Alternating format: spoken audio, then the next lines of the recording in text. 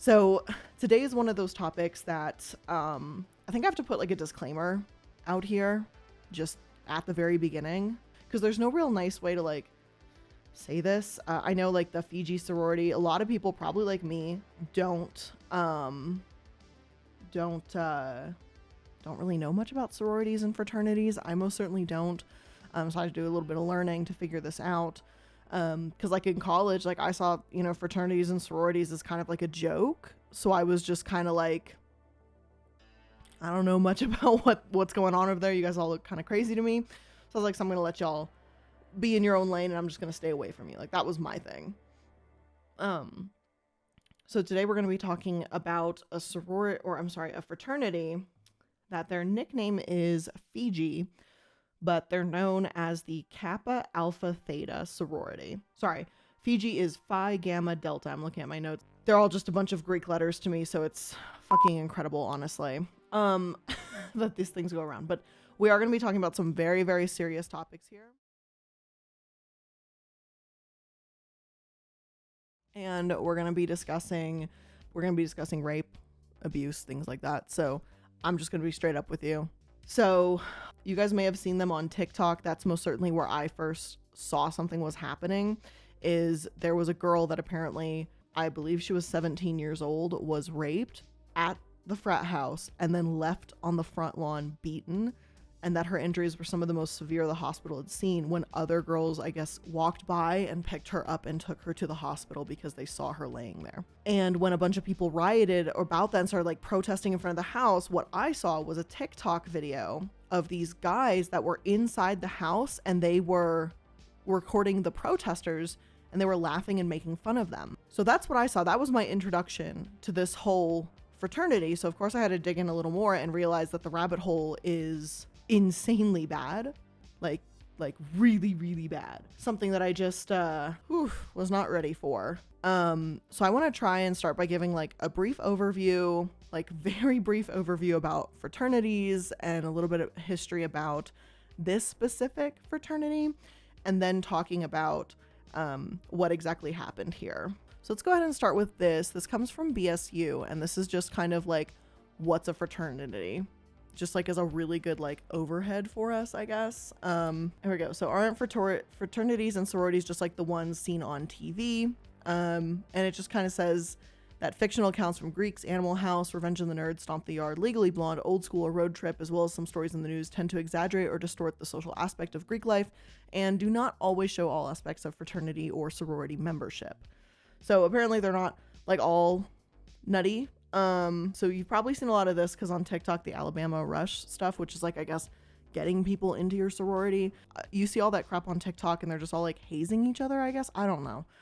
It seems like this is a whole bunch of stuff that shouldn't be legal, to be totally honest with you guys. Pledges. Thank you. That's what they're called. I'm so bad with this. Okay. Average is approximately $900 for sororities, $800 for fraternities. The financial obligations after the first year of membership decrease and average around $500 for sororities and $475 for sorority. Is that like, I guess that's got to be your first year expenses, but that still seems a little bit, is that not that much? Maybe it's not. I don't know. It seems a little weird. Okay. Yeah, so I know there's like housing and all this stuff, so that explains like the like homes that they live in. But yeah, let's go ahead and let's start by talking about this sorority here. So this is Kappa Alpha Theta. So they were founded in 1870 in Indiana, Ashbury, now the DePaul University in Indiana, and they were the first fraternity for women. There we go. So that's the beginning, 1870, I guess. And they're known as Thetas as leaders, and they apparently have 143 chapters across the US and Canada with more than 250,000 initiated members. Hazing is apparently like a rite to passage. We gotta briefly kind of talk on it, I guess. College hazing, what it is and how to stop it. So they say that hazing is a ritual that involves risk, pain, or harm, typically as part of an initiation into a group. College hazing often entails excessive alcohol consumption and ritualized pain endurance, which that just, you got to remember, these people are like endorsed by the school, right? Like, I forgot what it was, but the school has some sort of like maintaining value over these groups. So they just kind of, I guess, let this shit slide under the rug. Now, something that I heard from a friend who was in a sorority, and She talked to me about this, that she was like 18 years old, like barely 18. And they took, like, she was rushing, I guess, or trying to get into a fraternity. I'm sorry, a sorority. They took her to a bar where they knew that the bar did not card underage girls. And so they went in there and got this girl absolutely fucking plastered out of her mind until she was drunk as fuck. And then I don't really know what happened after that, but they absolutely got her plastered as fuck. And I guess made her maybe party or just get a little fucking crazy. I don't know. And then made her go to the first day of college the very next day for like an 8 a.m. class, hungover as absolute shit. That just doesn't seem like what you would want to be like successful in college. Like, I don't know, like maybe that's just me, but I'm like, oh yeah, going to college on my very first day as an 18-year-old, and the night before, the sorority that I want to join or whatever gets me absolutely fucking plastered out of my mind and then sends me to fucking college at 8 in the morning. It just sounds weird as shit to me. I don't know. Anyway, so over half of college students involved in sports or clubs have experienced hazing, and recent deaths on college campuses have spurred anti-hazing laws across the US. Not surprising. So here you go. So hazing is apparently a ceremony. That should be ceremony with like quotations because it's just not, doesn't seem right, but okay. Hazing is a ceremony for welcoming new members into a closed society. In a study published in the American Journal of Emergency Medicine, Michelle Finkel, MD, defines hazing as committing acts against an individual or forcing an individual into committing an act that creates risk or harm.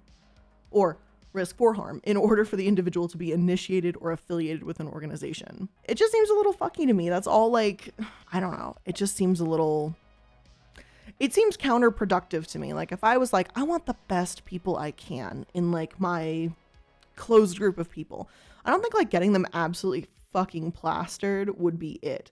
And we do know that there's a lot of hazing deaths. Just a thing, apparently.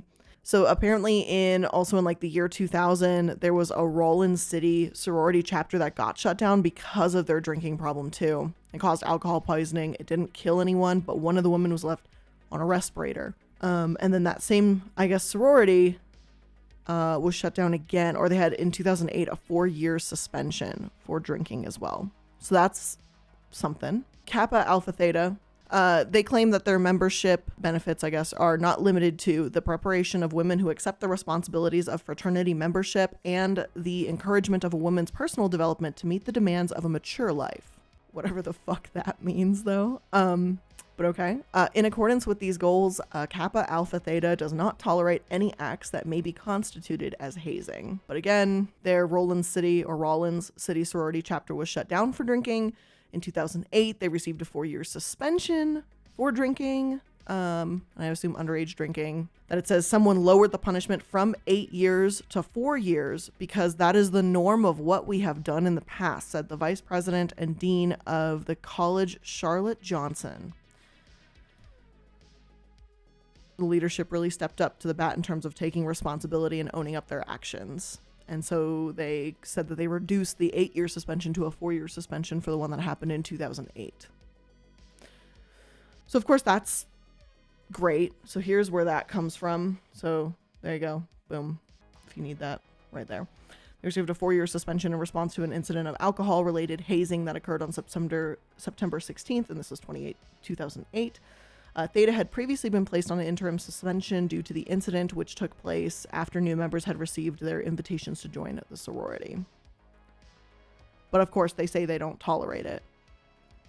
And then the college is just like, yeah, well, instead of an 8-year suspension, we're just going to do a 4-year. Like, it just doesn't seem right to me. I have a big problem with sororities and fraternities. I just don't think this is it. And I just don't get it. Like, sure, if you're a part of it, this is your thing, it makes you happy. Sure, I guess, as long as it's not hurting anybody. But that's where we're going to get to the next part, is where there is direct pain. So we're going to go ahead and talk about Fiji, or Phi Gamma Delta. Which, you know, when they get